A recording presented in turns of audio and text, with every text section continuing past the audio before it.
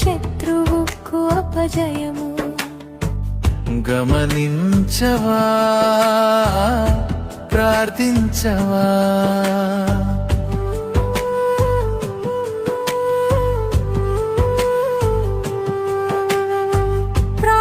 చప్పటగొట్టండి ప్రియమైన సోదరులు.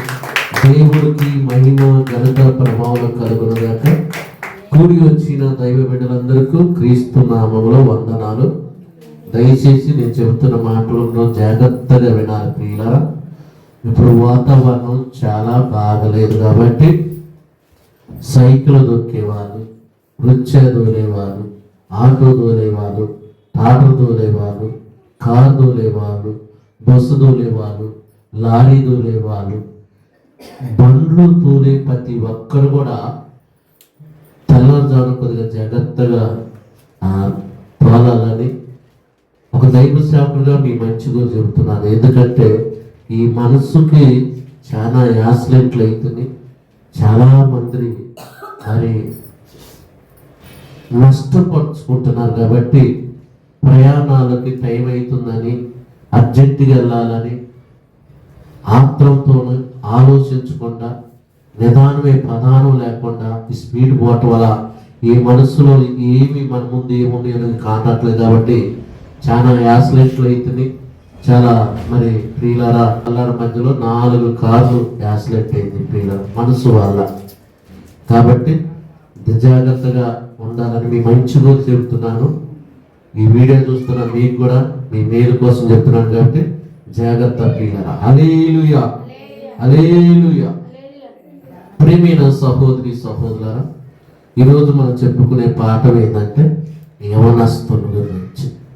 ఎందుకు యవనస్తుల గురించి చెప్తున్నానంటే అసలు యవనస్తుల గురించి బైబిల్లో దేవుడు ఏం చెప్పాడు, యవనస్తుల గురించి దేవుడు ఏమి ఆలోచన చేశాడు అన్నది ఆలోచన చేస్తే ప్రియులారా, ఈరోజు యవనస్తుల యొక్క జీవితం ఎలాగున్నది, యవనస్తుల యొక్క ఆలోచనలు ఎలాగున్నాయి, యవనస్తుల యొక్క ప్రయాణం ఎలా ఉన్నది, యవనస్తుల యొక్క స్వభావం ఎలా ఉన్నది అన్నది మనం ఆలోచన చేస్తే ప్రేమిని సోదరుల ముసలోళ్ళు ముసలమ్మలే కనపడేది మనకి.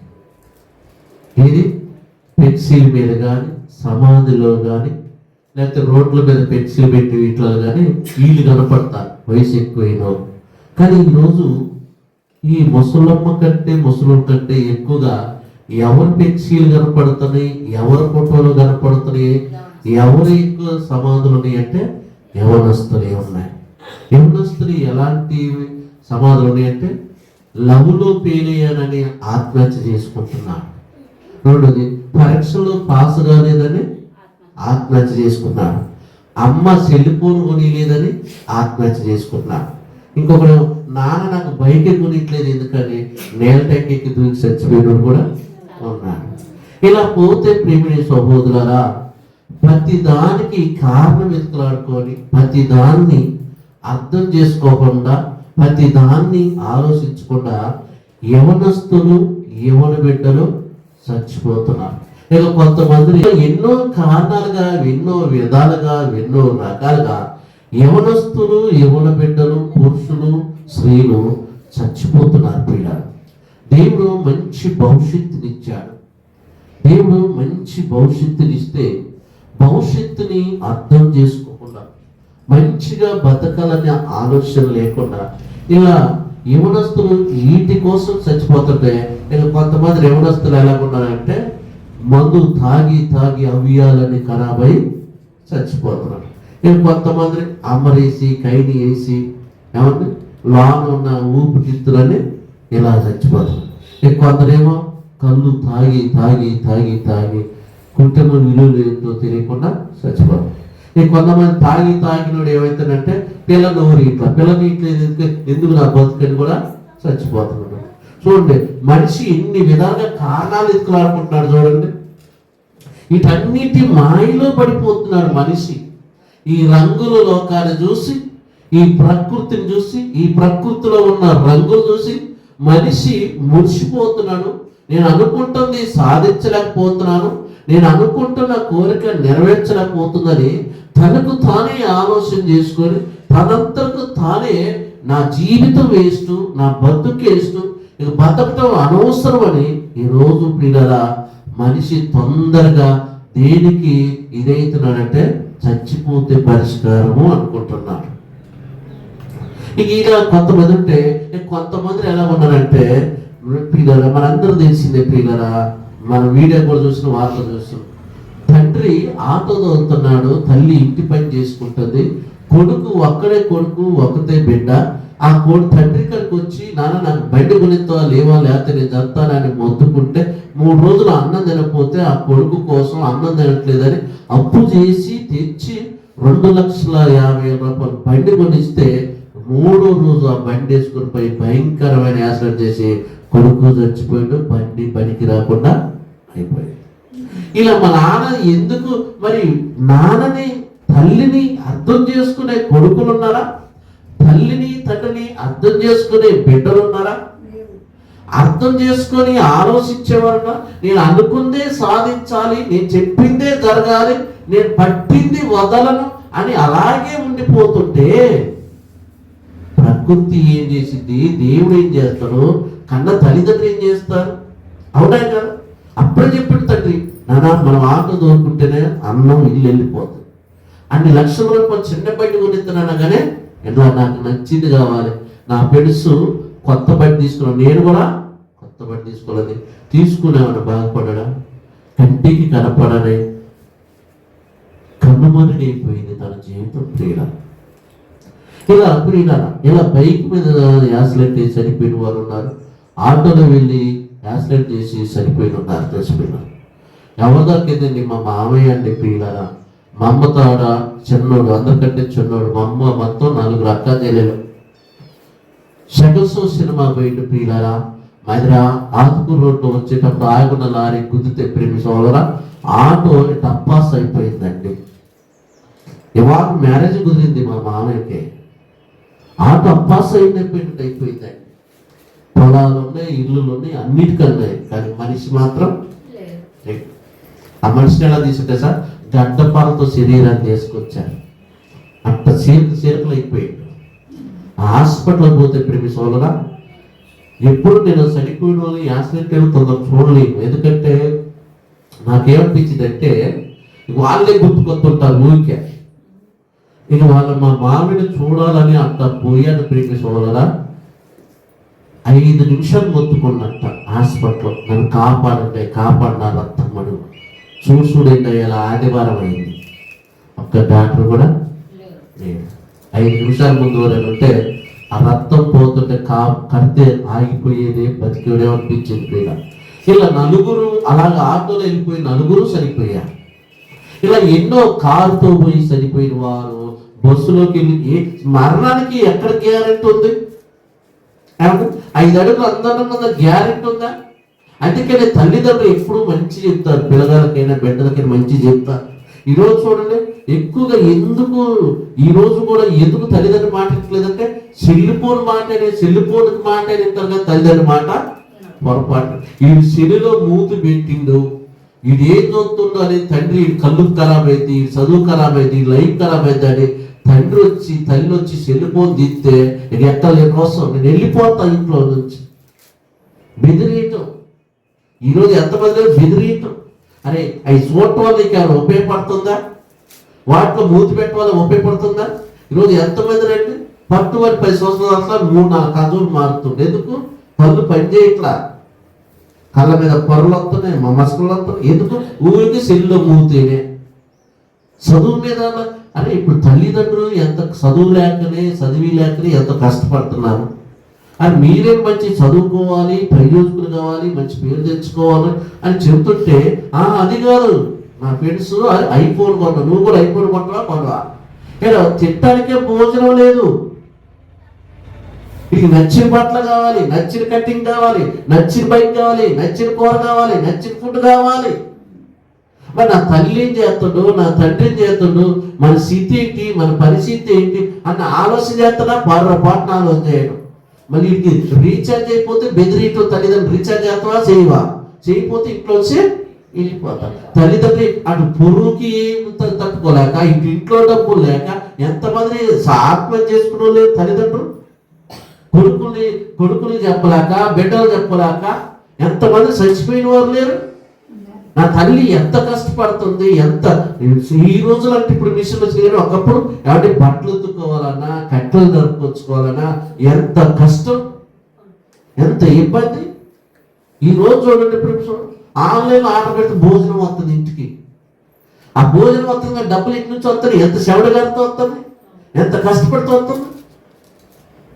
ఒకటంటాడు ఏ గింత పచ్చడి ఉంది, ఆ పచ్చడితో తినొచ్చు కన్నా, వద్దు ఆన్లైన్లో కూర కూడా ఆర్డర్ చేస్తారంట.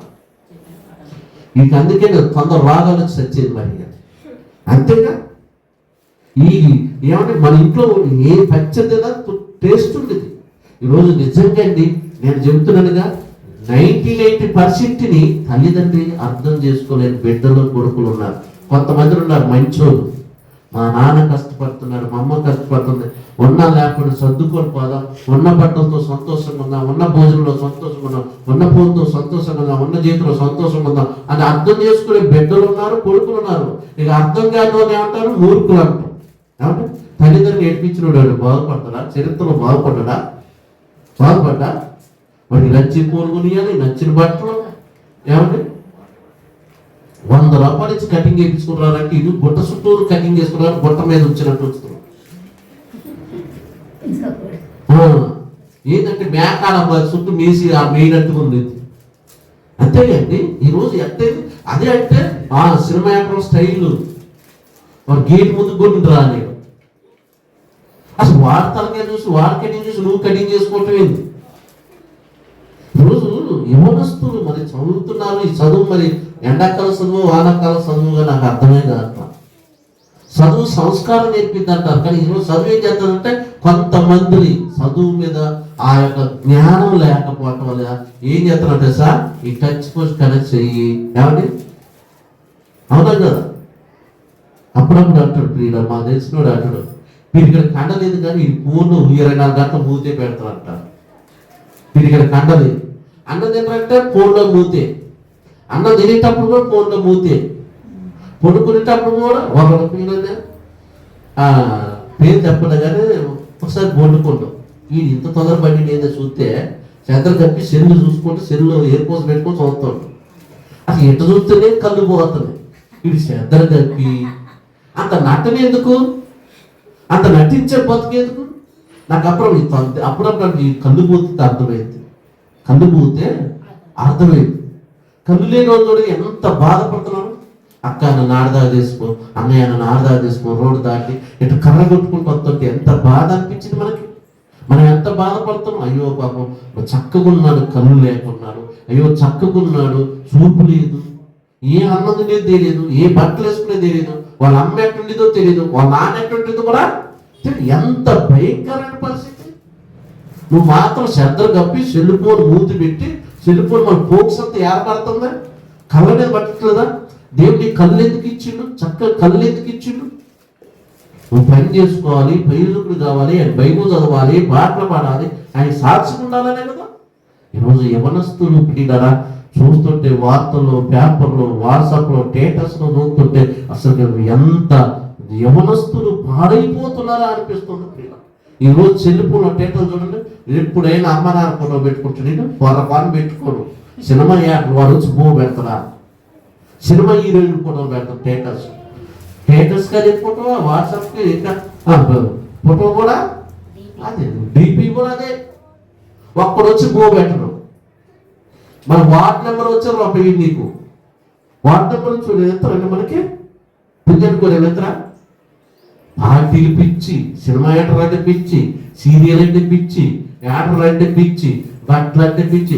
ఒక్కడు వచ్చి నీకు రూపాయి కష్టంలో ఉంటే అంత అవసరమా? నిన్ను గన్నదెవరు? తల్లి. నిన్ను గన్నదెవరు? నిన్ను కాపాడేదెవరు? నిన్ను పోషించేదెవరు? తండ్రి. వీళ్ళ గురించి ఆలోచన వాడు ఇల్లొద్దు. నా పెళ్లి పుట్టినరోజుకు వాడు ఫోటోలు పెట్టి కేక్ ఈడు తెచ్చిపెడతారు. వీడి కాడ డబ్బులు ఏమంటే అమ్మ నాన్న దాచిన డబ్బులు తెగిపోవడం తప్ప. కేక్ పేరు ఈడి, వీడికి సరిగ్గా బట్టలు, ఈడికి మళ్ళీ ఇంకొకరికి ఎత్తాడు బట్టలు, వీడికి సరిగ్గా లేవు. వాడు అట్టించుకొని నల్లది మట్టి చేసుకొని వస్తే మళ్ళీ తల్లిదండ్రులు అడిగితే నా ఇష్టం, ఇది సంపాదించినట్టు. ఈరోజు నిజంగా ఇది చేసేటప్పుడు, చెప్పేటప్పుడు, వెళ్ళేటప్పుడు తల్లిదండ్రులు చెప్పాలి కదా. నీ మంచి కోరేదో తల్లిదండ్రులే కదా, నీ మేలు కోరేదో తల్లిదండ్రులే కదా, నువ్వు బాగుండాలని కోరుకునేదో తల్లిదండ్రులే కదా. నీకోసమే రాత్రి మీరు కష్టపడేది. నాకెందుకు పిల్లలు ఆడలు ఆ దత్తాలంటే తల్లిదండ్రులు ఆయన కూర్చొని తింటారు, ఉన్న ఆస్తి శుభ్రంగా అమ్ముకుంటారు, బ్యాంకులు వేసుకుంటారు. మీరు చదివితే చదవండి, రాత్రి బ్యాంకులు కానీ వాటిలో పని చేయండి అంటారు. లేదా తల్లిదండ్రులు? ఇక ఎందుకు ప్రతిదీ నీకు రూపాయి కూడబెట్టి నీకు చెల్లిపోలు కొని, బట్టలు కొని, నచ్చిన పోయి నువ్వు మంచి చదువుకొని పై రోజుకుని అయితే మేమంటే ఎప్పుడూ కష్టపడ్డాము, ఇబ్బంది పడ్డాం. ఆ రోజు తల్లిదండ్రులు చదివిలేదు, కరువులు కష్టాలు. ఈ రోజు ఏముంది? ఏ క్లాసు చదువుకోవచ్చు. చదువు చాలా సింపుల్ అయిపోయింది ఈరోజు. ఈ సింపుల్ చదువులో కూడా చదవలేకపోతున్నారు. కొంతమంది ఉంటారండి పిల్లలు పరీక్షలప్పుడు అతను ఇది పొరపాటు గుడికి ఏ రోజు రాడు, ప్రార్థనకి ఏ రోజు రాదు, పరీక్షలప్పుడు మాత్రం ఎంత బాగా పెళ్లి తీసుకొని వస్తారు. అయ్యగారు ప్రార్థన దేనికి రంటే పాస్ కావాలి. దేనికంట పెళ్లి ప్రార్థన చేసి ఇది చదవలేదా? కాబట్టి ఈరోజు ఎలాగైపోయింది ఒకసారి ఆలోచించండి ప్రేమ చూడం. నేను అంటున్నాను కదా, కానీ ఈరోజు యవనస్తుల వల్ల, యవన బిడ్డల వల్ల తల్లిదండ్రి నలిగిపోతున్నారు, మనేది పడుతున్నారు, కుంగిపోతున్నారు, బీపీ షుగర్ వస్తుంది, జబ్బులు వస్తున్నాయి, హాస్పిటల్ పోతున్నారు, ఆ మనేదికు చచ్చిపోతున్నారు. నేనందరూ నన్ను కొంతమంది ఉన్నారు యవనస్తులు, యవన బిడ్డలు తల్లి కష్టాన్ని అర్థం చేసుకోకుండా, తండ్రి యొక్క కష్టాన్ని అర్థం చేసుకోకుండా ఇష్టానుసారంగా బతికే కొడుకులు, బిడ్డలు ఉన్నారు. మీ అందరూ తెలుసు, ఈ పోయిన వారం నుంచి టీవీలు ఎట్లవుతుందండి, తల్లి పింఛన్ ఇవ్వలేదని, పింఛన్ ఇవ్వలేదని తల్లిని ఎలాగా ఆ పింఛన్ తీసుకుని యువతలకు వచ్చాకనే ఆ బిడ్డ నెట్టేసి పింఛన్ ఆ 4,000 రూపాయలు తీసుకొని తల్లిని బాధి వెళ్ళిపోయింది. ఆ యవనస్తురా కొట్టి ఆ మొత్తం ముసలామా ఎంత బాధ అండి. నేను కన్నది ఇంతకేనా, నేను సాధింది ఇంతకేనా, నేను పెంచింది ఇంతకేనా, నేను చదివించేది ఇంతకేనా? తల్లిదండ్రుల మీద ఎదురు తిరగటానిక, తల్లిదండ్రులని మాట్లాడటానిక, తల్లిదండ్రులను అవమానపరిచే విధంగా బతకటానిక, తల్లిదండ్రులని చిన్నపిల్లల మాటలో ఇష్టాన్ని మాట్లాడటానిక. ఒకసారి అనిపించిందండి, నేను చిన్నప్పుడే గొంతు పిలిస్తే పేడబోద్దు అనిపించింది. అంతే కదా. ఎంతమంది తండ్రులు నేర్పుతున్నారు ఈరోజు, ఎంతమంది నా కొడుకు నా మాట ఎట్లా, నా బిడ్డ నా మాట ఎట్లా. దీని అంతటి కారణం ఏంటంటే మనుషులు ఎలాగున్నారంటే, నేను అందుకని చెప్తాను, ఏమని చెప్తానంటే మీరు ప్రార్థనకు వచ్చేటప్పుడు మీ పిల్లలు కూడా ప్రార్థనలోకి రావాలి. మీ పిల్లలు కూడా ప్రార్థనకు వస్తే అప్పుడు ఏం జరిగిందో ఒకసారి బైబిల్లోకి వెళ్దాం. ప్రేమేశ్వరం చూద్దాం. బైబిల్ గ్రంథం కీర్తనలు 119వ కీర్తన 9వ వాక్యం చదవాలి అందరూ. కీర్తన 119వ కీర్తన 9వ వచనం. యవనస్తులు దేని చేత తమ నడక శుద్ధిపరచుకుందరు, ఈ వాక్యం బట్టి. అది ఇప్పుడు యవనస్తులు, యవన బిడ్డలు ఎలా ఉండాలనేది దైవ వాక్యం చెబుతుంది ప్రియులారా. ఈ కీర్తన గ్రంథం మనకి తెలియజేస్తుంది. యవనస్తులారా దేని చేత తమ నడతను శుద్ధి చేసుకుందరు అంటే దేవుడు వాక్యం ద్వారాగా యవనస్తులు మారుతారు. దేవుడు వాక్యం ద్వారాగా యవన బిడ్డలు మారుతారు. దేవుడు వాక్యం ద్వారాగా వారి జీవితాన్ని సరి చేసుకుంటారు. దేవుని యొక్క ప్రార్థన ద్వారాగా వారి బతుకును మార్చుకుంటారు. దేవుడు సన్నిధిలోకి రావటం వల్ల వారి ప్రవర్తన మార్చుకుంటారు. ప్రియ ఎప్పుడు నువ్వు దేవుని మందిరంలోకి వస్తే, దేవుని మందిరంలో కూర్చోబెడితే, దైవ గ్రంథం వాడి చేతికిస్తే, వాడికి పాఠం నేర్పిస్తే, ప్రార్థన నేర్పిస్తే, బైబుల్ చదవటం నేర్పిస్తే, వాక్యాన్ని వినిపిస్తే అంతగానే ఏమైపోతుంది సార్? దేవుడు వాక్యం చేత అతను శుద్ధుడుగా అవుతున్నట్ట. ప్రేమిని సోదర హల్లెలూయా. యవనస్తులు దేని చేత తమ నడతను శుద్ధి చేసుకుని తన నడక. ఇలా ఇటు పోతున్నాడు వత్తడు రాని తల్లిదండ్రులు భయపడుతున్నారు. ఏ గొడవ చేస్తారో, ఏ యాక్సిడెంట్ చేస్తారో, ఏ గొడవ చేస్తారో, ఏ ఖైదు చేస్తారో, ఎవరు ఇంటి మీద కొత్తరో తల్లిదండ్రులకు భయం.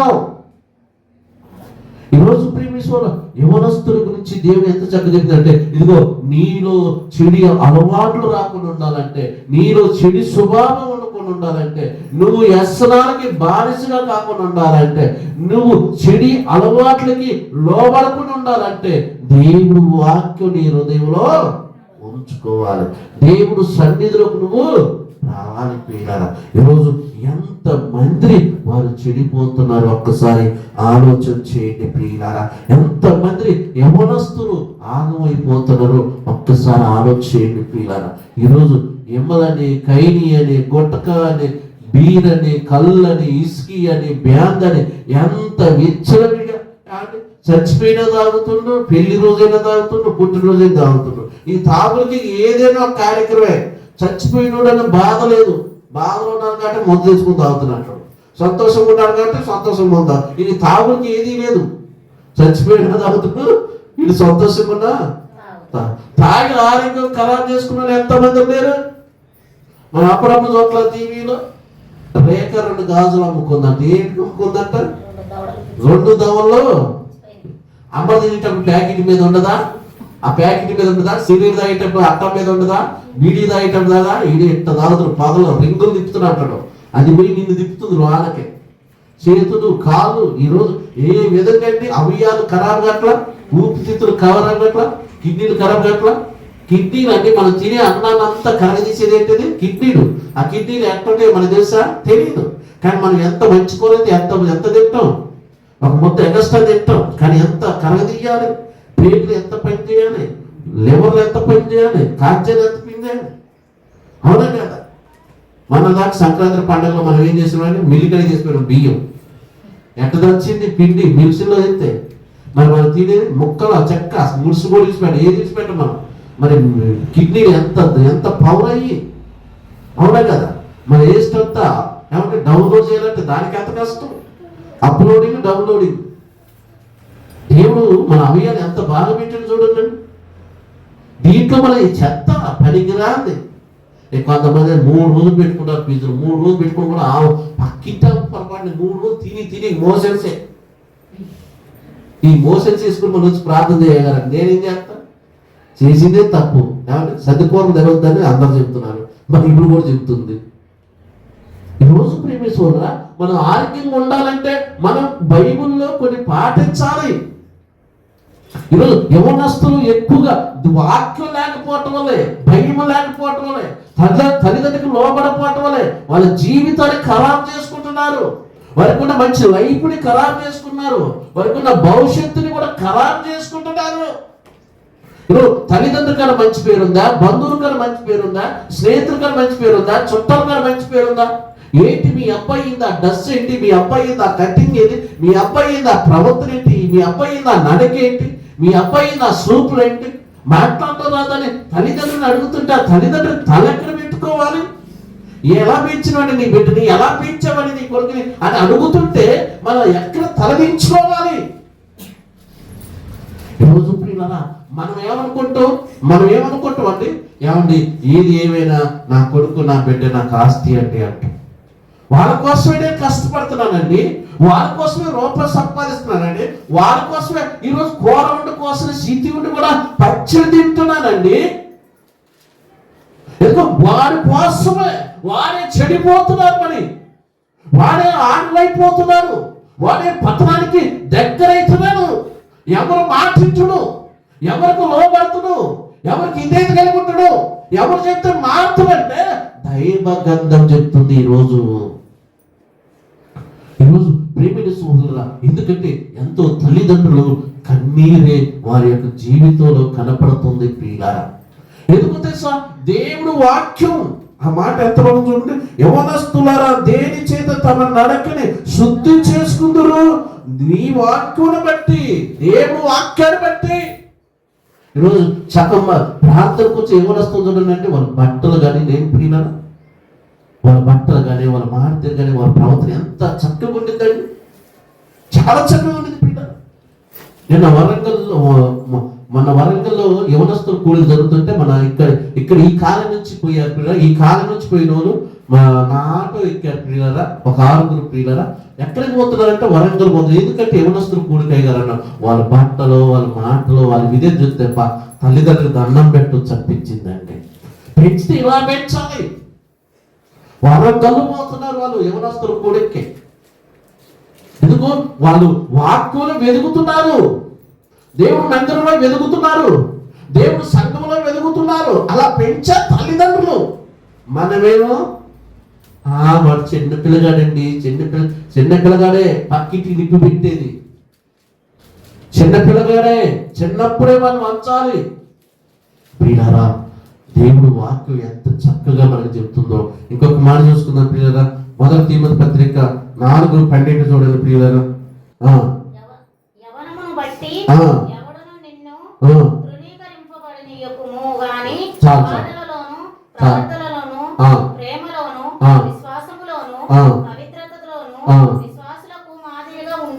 యవనస్తులు ఎలా ఉండాలంటే ఎన్ని విధాలు చెప్తున్నా చూడండి దేవుడు.